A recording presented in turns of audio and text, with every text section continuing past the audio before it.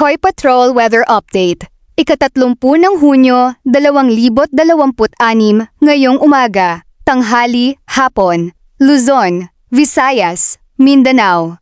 Luzon, asahan ng maulap na kalangitan na may kalat-kalat na pag-ulan at pagkidlat-pagkulog sa ilang bahagi ng rehiyon. Visayas, may posibilidad ng mga pag-ulan at thunderstorms lalo na sa Eastern Visayas. Mag-ingat sa biglaang pagbaha sa mabababang lugar. Mindanao, bahagyang maulap hanggang maulap na kalangitan.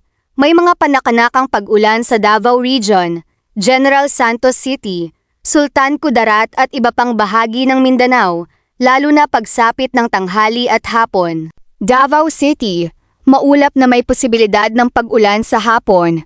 General Santos City, mainit sa umaga ngunit may tsansa ng thunderstorm sa hapon. Sultan Kudarat, posibleng makaranas ng pag-ulan at pagkidlat-pagkulog mamayang tanghali hanggang hapon. Bagyo Update. Wala pang opisyal na bagyo sa loob ng PAR. Patuloy namang binabantayan ang isang low-pressure area sa silangan ng bansa. Karagatan. Katamtaman hanggang medyo maalon ang karagatan sa ilang baybaying lugar. Pinapayuhan ang maliliit na bangka na maging maingat sa paglalayag. Karagatan. Katamtaman hanggang medyo maalon ang karagatan sa ilang baybaying lugar.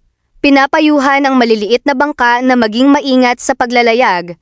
Paalala, magdala ng payong o kapote at manatiling alerto sa mga weather advisories.